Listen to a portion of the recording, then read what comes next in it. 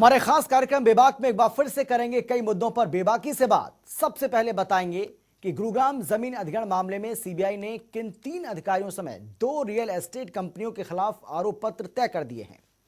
वहीं आपको हम बताएंगे कि कैसे हरियाणा के पूर्व मुख्यमंत्री भूपेंद्र सिंह हुड्डा की मुश्किलें मानेसर लैंड डील मामले में बढ़ सकती हैं। वहीं आपको यह भी बताएंगे कि क्या है मानेसर जमीन घोटाला। इसके साथ ही बताएंगे कि फरीदाबाद में क्या है 1 करोड़ की फिरौती का मामला। तो बने रहिए हमारे साथ और देखते रहिए बेबाक।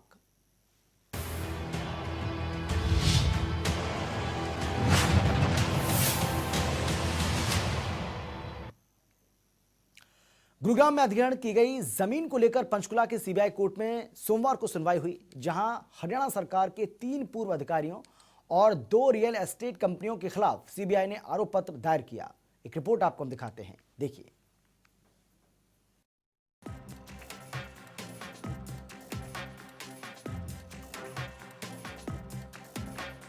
हरियाणा की पूर्व हुड्डा सरकार के कार्यकाल के दौरान गुरुग्राम में अधिग्रहण की गई जमीन को लेकर पंचकुला की सीबीआई कोर्ट में सोमवार को सुनवाई हुई, जहां हरियाणा सरकार के 3 पूर्व अधिकारियों और 2 फर्मों के खिलाफ सीबीआई ने आरोप पत्र दायर किया। तीनों अधिकारियों पर धोखाधड़ी, आपराधिक षड्यंत्र और भ्रष्टाचार में लिप्त होने के आरोप हैं। सीबीआई की चार्जशीट में शामिल 3 अफसरों के नाम टाउन एंड कंट्री प्लानिंग विभाग के 3 बड़े अफसर, तीनों पर धोखाधड़ी, आपराधिक षड्यंत्र और भ्रष्टाचार के आरोप। तत्कालीन chief town planner Jagbir Singh Redhu, पूर्व assistant town planner Satish Arora, पूर्व डिप्टी सुप्रिटेंडेंट राजबीर सिंह का नाम शामिल। 2 रियल एस्टेट कंपनियों के नाम भी शामिल।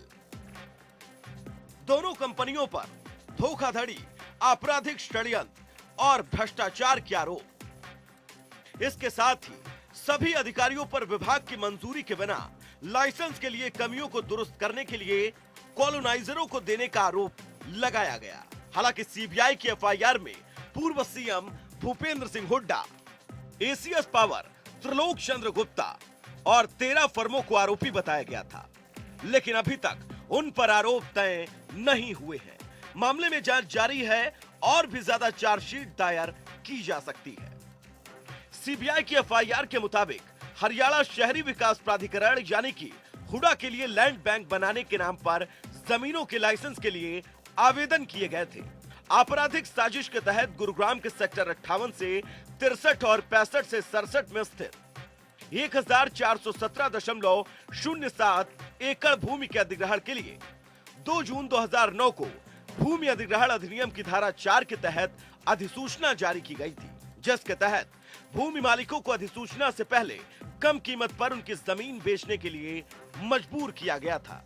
31 मई 2010 को अधिनियम की धारा 6 के तहत अधिसूचना में केवल 850.10 एकड़ भूमि शामिल थी, लेकिन अधिसूचना सिर्फ 85.95 एकड़ भूमि के लिए जारी की गई थी और इस आधार पर अधिसूचित भूमि अधिग्रहण के लायक नहीं थी, क्योंकि एक क्षेत्र 153 पॉकेट में बिखरे हुए थे और ये कुछ एकड़ तक थे और इस तरह की पॉकेट का इस्तेमाल कर रहे थे। एफआईआर में कहा गया है कि अधिग्रहण निजी कंपनियों को फायदा पहुंचाने के लिए कॉलोनाइजर कंपनियों को जमीन की रिलीज पूरी तरह से गलत थी। साथ ही ये भी आरोप लगाया गया कि जमीनी समझौतों से जुड़े लाइसेंस के आवेदनों में कमियां थी। उसके बावजूद फाइलों पर तेजी से कार्रवाई की गई और लाइसेंस दिए गए। ये जमीन गुरुग्राम के नंगली उमरपुर, घाटा, तिगरा, उल्लाहवास, कादरपुर, मेडवास, बादशाहपुर और बहरामपुर सेक्टर 58 से 63 और 65 से 67 गांवों में जारी की गई थी। 1 नवंबर 2017 को सुप्रीम कोर्ट ने सीबीआई को मामले की जांच करने के निर्देश दिए थे। फिलहाल मामले में अगली तारीख 18 जनवरी को होगी। ब्यूरो रिपोर्ट, जनता टीवी। मानेसर जमीन घोटाले को लेकर हरियाणा के पूर्व मुख्यमंत्री भूपेंद्र सिंह हुड्डा की मुश्किलें बढ़ती ही जा रही हैं। पंचकुला के विशेष सीबीआई कोर्ट में 17 दिसंबर को हुई सुनवाई के दौरान मामले के मुख्य आरोपी और हरियाणा के पूर्व मुख्यमंत्री भूपेंद्र सिंह हुड्डा सहित कुछ आरोपी वीडियो कॉन्फ्रेंसिंग के जरिए सीबीआई कोर्ट में पेश हुए थे, जबकि बाकी आरोपी प्रत्यक्ष रूप से कोर्ट में मौजूद रहे। इस दौरान इस मामले में 5 और नए आरोपी बनाए गए थे, जिनमें राजीव अरोड़ा, डीआर ढींगरा, सुरजीत सिंह, धारा सिंह और कुलवंत सिंह लांबा थे। वहीं मामले की अगली सुनवाई अब 11 जनवरी को होगी।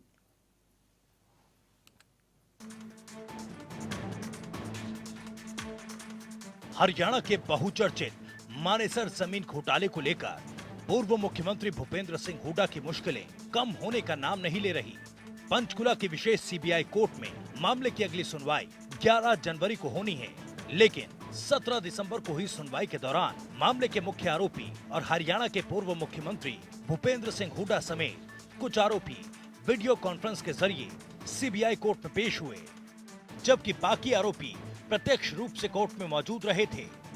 इस दौरान इस मामले में सीबीआई कोर्ट ने 5 और नए आरोपी बनाए थे, जिनमें राजीव अरोड़ा, डीआर ढींगरा, सुरजीत सिंह, धारा सिंह और कुलवंत सिंह लांबा थे। आपको बता दें कि आरोपी राजीव अरोड़ा को हाई कोर्ट से स्टे मिल गया था और आरोपी धारा सिंह को सीबीआई कोर्ट से एग्जेम्पशन मिल गई थी, जबकि बाकी 3 नए आरोपी देशराज ढींगरा, सुरजीत सिंह और तत्कालीन डेप्यूटी सुपरिटेंडेंट कुलवंत सिंह को सीबीआई कोर्ट से जमानत मिल गई थी। बहरहाल आरोप तय होने पर फैसला अब इन नए 5 आरोपियों की चार्जशीट दाखिल और आरोपों पर दोनों पक्षों की बहस पूरी होने के बाद होगा। मानेसर लैंड स्कैम मामले में चार्ज पर ऑर्डर के लिए अभी और इंतजार करना होगा। आपको बता दें कि मानेसर जमीन घोटाले को लेकर सीबीआई ने भूपेंद्र सिंह हुड्डा समेत 34 आरोपियों के खिलाफ 17 सितंबर 2015 को मामला दर्ज किया था। इस मामले में ईडी ने भी हुड्डा के खिलाफ सितंबर 2016 में मनी लॉन्ड्रिंग का केस दर्ज किया था। ईडी ने हुड्डा और अन्य के खिलाफ सीबीआई के एफआईआर के आधार पर आपराधिक मामला दर्ज किया था। ब्यूरो रिपोर्ट, जनता टीवी।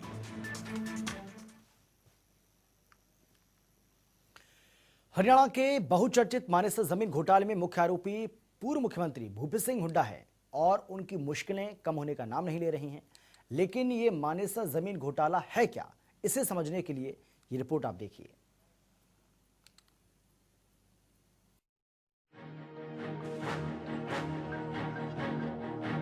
क्या है मानेसर जमीन घोटाला? इस घोटाले को जानने के लिए करते हैं शुरू से शुरुआत। दरअसल अगस्त 2004 में मानेसर, नौरंगपुर एवं नखड़ोला गांव की 912 एकड़ जमीन के अधिग्रहण को लेकर सेक्शन 4 का नोटिस जारी किया गया था। उस समय प्रदेश में इनेलो की सरकार थी, लेकिन अगस्त 2005 में तत्कालीन भूपेंद्र सिंह हुड्डा सरकार के दौरान सेक्शन 6 का नोटिस जारी किया गया और 2 अगस्त 2007 को सेक्शन 9 का नोटिस किसानों को भेजा गया। इस बीच बिल्डर जमीन खरीदते रहे। 24 अगस्त 2007 को सरकार ने जमीन अधिग्रहण का फैसला जैसे ही वापस लिया, किसानों के होश उड़ गए, क्योंकि इससे पहले बिल्डर 444 एकड़ जमीन खरीद चुके थे। आपको बता दें कि किसानों और जमीन मालिकों को अधिग्रहण का डर दिखाकर उनकी करीब 444 एकड़ जमीन को 25 लाख रुपए प्रति एकड़ के हिसाब से खरीद लिया गया था। बाद में सरकार ने प्रोजेक्ट को रद्द कर दिया और अफसरों की मिलीभगत से बिल्डरों को CLU लाइसेंस भी जारी कर दिए। अधिग्रहण का डर दिखाकर बिल्डरों ने करीब 1600 करोड़ रुपए की 444 एकड़ जमीन मात्र 100 करोड़ रुपए में खरीद ली थी। इसके बाद 12 अगस्त 2015 को मानेसर थाने में मामला दर्ज कराया गया। कुछ ही समय बाद प्रदेश सरकार ने जांच सीबीआई को सौंप दी। साल 2017 के दौरान सीबीआई ने पूर्व मुख्यमंत्री भूपेंद्र सिंह हुड्डा और उनकी सरकार के दौरान हरियाणा राज्य औद्योगिक संरचना विकास निगम में तैनात रहे अधिकारियों और बिल्डरों के खिलाफ चार्जशीट दाखिल की थी। फिलहाल पंचकुला सीबीआई कोर्ट में मामला लंबित है, जिसकी अगली सुनवाई 11 जनवरी को होनी है। ब्यूरो रिपोर्ट, जनता टीवी। खेड़की दौला थाने में 1 करोड़ की रिश्वत कांड में हर रोज नए खुलासे परत दर परत हो रहे हैं और इस खेल में कई बड़े अधिकारी भी नपते नजर आ रहे हैं। क्या है पूरा खेल, देखिए। एक रिश्वत कांड ले डूबेगा बड़ी मछलियां। एक रिश्वत कांड जो उड़ा देगा आपके होश। घूसखोरी ने हिला दी हरियाणा की नींव। जी हां, सही सुना। गुरुग्राम के खेड़की दौला थाने के रिश्वत कांड ने कई बड़ी हस्तियों और कई बड़े अधिकारियों की नींद में खलल डाल रखा है, रातों की नींद उड़ा रखी है, चैन सुकून सब ठंडे बस्ते में पैक कर रखा है, क्योंकि 1 करोड़ के रिश्वत कांड की आंच कब उन तक पहुंच जाए ये कोई नहीं जानता। ये कांड बड़ा है और इसे समझने में देर तो लगेगी, इसलिए ध्यान से सुनिए और समझिए। दरअसल गुरुग्राम के खेड़ की दौला थाना पुलिस के 1 करोड़ के रिश्वत कांड में पकड़े गए हवलदार अमित और निलंबित थाना प्रभारी विशाल को विभाग के बड़े अधिकारियों का संरक्षण मिला हुआ था। स्टेट विजिलेंस की टीम ने 28 दिसंबर 2020 को हवलदार अमित को शिकायतकर्ता नवीन भूटानी से 5 लाख रुपए की रिश्वत लेते हुए रंगे हाथों गिरफ्तार किया था और यहीं से ये कहानी शुरू हुई थी। असल में ये महज 5 लाख रुपए की रिश्वत का मामला नहीं था। 1 करोड़ रुपए की रिश्वत मांगने के इस कांड में पुलिस नवीन भूटानी से पहले भी 57 लाख रुपए वसूल कर चुकी थी। हवलदार तो इसके बाद भूटानी को उसके लैपटॉप और दूसरे सामान देने के साथ साथ पहले दिए नोटों की गड्डियों में नोट कम होने की एवज में 10 लाख रुपए की मांग कर रहा था। 2 दिन तक रिमांड पर रहे हवलदार अमित से जुटाए सबूतों के आधार पर स्टेट विजिलेंस ने इस मामले में निलंबित हुए थाना प्रभारी को किन बड़े अधिकारियों का संरक्षण था, इसकी रिपोर्ट भी मुख्यमंत्री तक पहुंचा दी है। इसके चलते ही अब पुलिस के कुछ बड़े अधिकारी दिल्ली और चंडीगढ़ में बैठे अपने राजनीतिक आकाओं से बचाव की गुहार लगाने में जुट गए हैं। दरअसल थाने में इंस्पेक्टर विशाल ने नवीन भूटानी से जेल में उम्र भर सड़ाने के नाम पर 3 करोड़ रुपए की रिश्वत की मांग की थी। भूटानी का यह बयान भी अब धारा 164 के तहत मजिस्ट्रेट के पास जा चुका है। 2 दिन तक बिना किसी शिकायत या एफआईआर के अवैध रूप से बंधक रहे भूटानी और उसका साथी गुरबख्श जब पुलिस की 3rd डिग्री से पूरी तरह टूट गए तो इन्होंने 1 करोड़ रुपए देना स्वीकार कर लिया। इंस्पेक्टर विशाल ने भूटानी को यह धमकी दी थी कि उसको मनी लॉन्ड्रिंग में फंसाया जाएगा, क्योंकि भूटानी ऑस्ट्रेलिया और इंग्लैंड में अपनी वेबसाइट से ऑनलाइन तंत्र मंत्र की धार्मिक वस्तुएं बेचकर सालाना बड़ी टर्नओवर का कारोबार करता था। खैर, खेड़ की दौला पुलिस की 3 दिन की अवैध हिरासत के दौरान भूटानी अपने रिश्तेदारों कर्मचारियों से सिर्फ 57 लाख रुपए की नकदी ही जुटा पाया। ये रकम लेकर जब भूटानी का दोस्त मोनू केएमपी एक्सप्रेसवे पहुंचा तो वहां अमित हवलदार ने अपने एक साथी पुलिसकर्मी के साथ रिश्वत की नकदी ली थी। इस दौरान अमित और इंस्पेक्टर विशाल की बात भी हुई थी। अमित ने स्टेट विजिलेंस को यह भी बता दिया कि 57 लाख रुपए की रिश्वत 1 दिन में बढ़ गई थी। इंस्पेक्टर विशाल ने 50 लाख रुपए एक जगह पहुंचाए और उसे 2 लाख रुपए दिए। विजिलेंस ने 2 लाख में से 1.80 लाख रुपए भी अमित से बरामद कर लिए हैं। और अब गुरुग्राम के खेड़ की दौला थाने के एसएचओ विशाल और अन्य पुलिसकर्मियों के 1 करोड़ के रिश्वत कांड में जल्द ही बड़ा खुलासा हो सकता है। विजिलेंस के अधिकारियों की माने तो शिकायतकर्ता नवीन भूटानी पर समझौता करने का दबाव बनाया जा रहा है। वहीं फरार एसएचओ विशाल भी कोर्ट में अग्रिम जमानत के लिए अर्जी लगा सकता है। और इन सब के बीच विजिलेंस की टीम लगातार गिरफ्तारी के लिए दबिश दे रही है। लेकिन मामला साफ है कि इस घूसखोरी के खेल में फंसेंगे तो कई बड़े अधिकारी। जनता टीवी के लिए फरीदाबाद से गजेंद्र राजपूत की रिपोर्ट।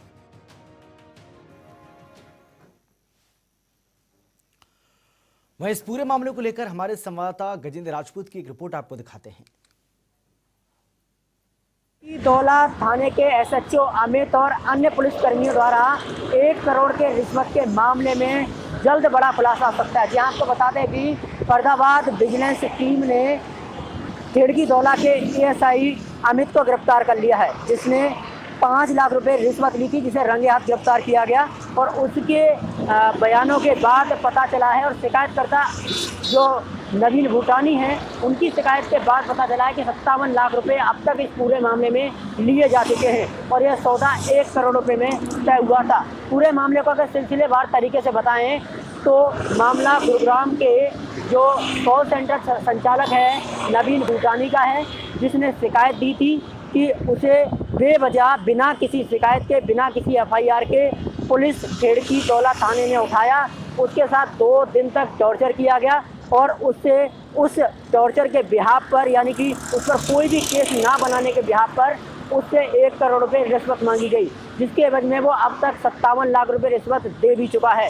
और इस पूरे मामले में उनका खुद का दोस्त जो करनाल का स्कूल संचालक है वो शामिल बताया जा रहा है, क्योंकि जो 1 करोड़ 20 लाख रुपए का जो लेन देन का मामला था वो करनाल के जो उनका दोस्त है स्कूल संचालक उनके साथ था।